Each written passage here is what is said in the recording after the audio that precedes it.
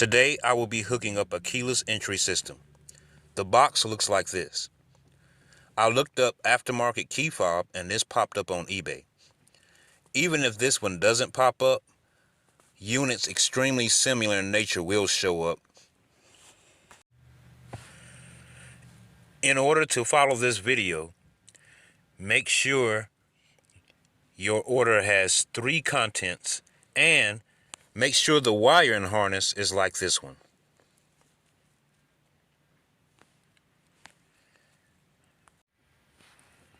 I will be installing the unit on a 2011 Nissan Versa just like this one. This is the manual, front and back. Once again, front and back. If you get to looking up wire codes online and see short symbols for colors, here's a list of what the short codes indicate. This is the list I used from the internet because it was the closest in matching my color codes. Of course, I didn't know that until I actually got in the car and did a little experimenting. So if you're doing this for a different type of car and you find multiple color codes in your manual and online like I did, just know you're going to have to touch some wires up to know what is what. First of all, I have to give a shout out to the car sharing Joe for alerting me to what a negative trigger is. If you take out your trunk, lock or unlock wire and touch it to the frame and it activates, it's a negative trigger. If you have to apply voltage to them, it's a positive trigger. Because the system is a negative trigger, here is the circuit we will be using.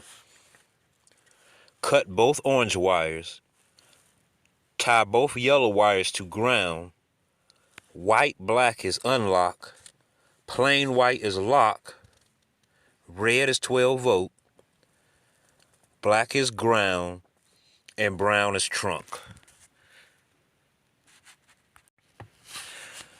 This is what the door lock mechanism looks like on a 2011 Versa. If your car doesn't have any auto lock features, there are still similar kits you can buy with more parts and, of course, a little more labor. I decided to map it out like a car stereo. Recognize the wires I need, locate them, and match them to the wires on the unit. Here is a list of the wires I will use and where they are located. Some wires can be trapped from different locations, but these were the best choice, I think. Feel free to pause and screenshot. I took the power wires from the stereo, positive and negative.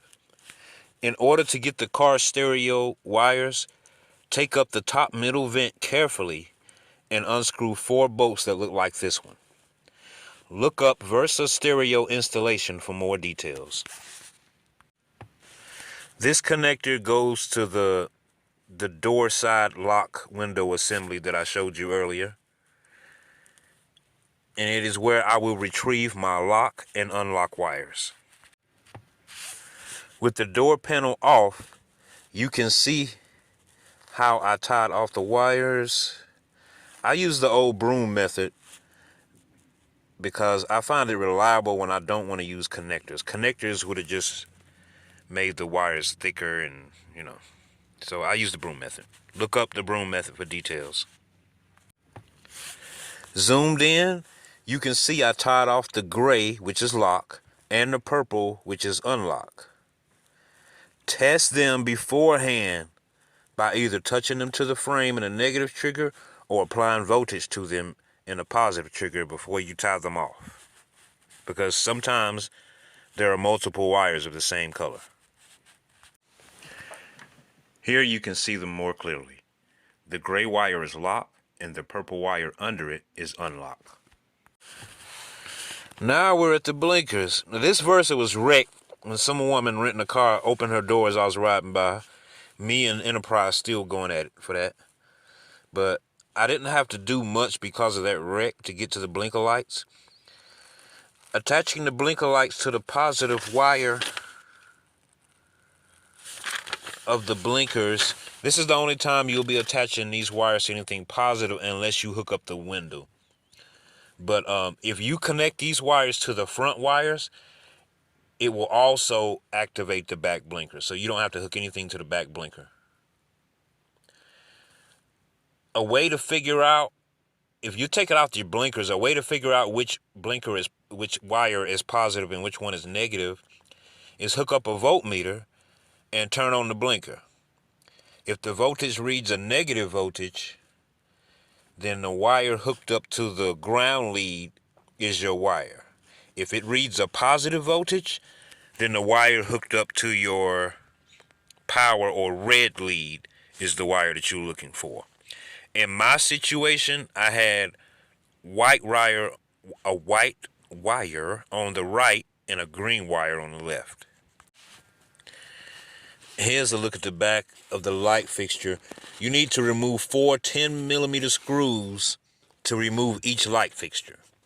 One on each side can't be reached without removing the front bumper. So change out all the lights while you're in here, because it's not fun to get into these lights.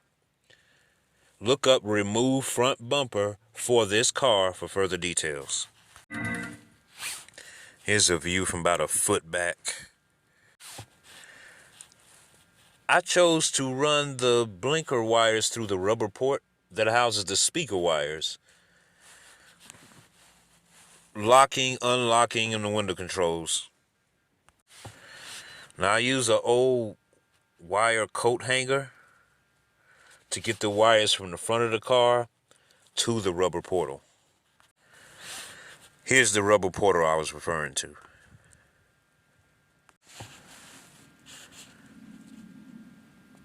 The kick panel had to be removed in order to finally leak wires into the cabin. Having long arms help, but don't worry, it's not a must. You can do this with short arms. The rubber portals can be pushed out like so. The trunk wire location is in the passenger side kick panel. It is a blue wire as described on the previous sheet I chose. Blue or purple is what the sheet says, but it was blue. I had to take a box cutter and peel back a little insulation of the blue and purple wires, touch them to the frame until I heard the trunk pop. Then I wrapped all the other wires up and tied that wire to my brown wire. Okay, this is a little video I made about the trunk. As you see, door's open. Okay, I'm locking the door. I want you to see that the trunk button works on the hatch too. Okay, the car is locked. So, of course, if you unlock the car, the hatch will work. Hold down the trunk button, and while it's engaged, lift up. Okay. To prove it was the trunk button, as you see, I try to open it again, and it's still locked. Once again, hold down, lift while engaged.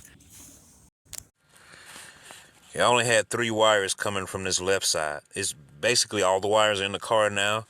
Hey, it's car stereo time. Just match them up.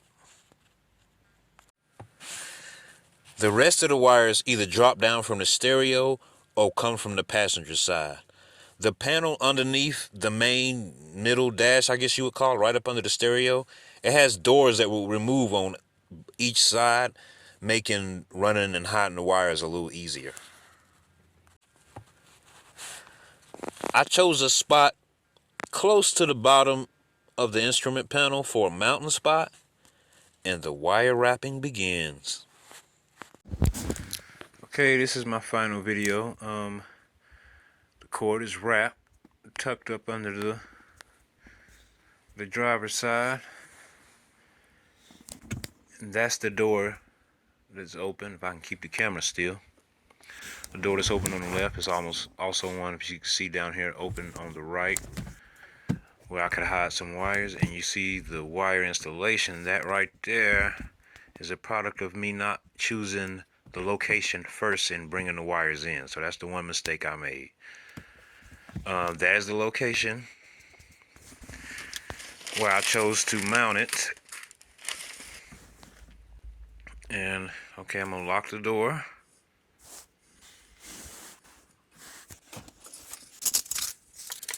Unlock it just to show you that everything's working. And when you unlock it and lock it, you can hear this thing. You hear that? So that's pretty much it. Once again, you get that thing is pretty loud, so you can hear it.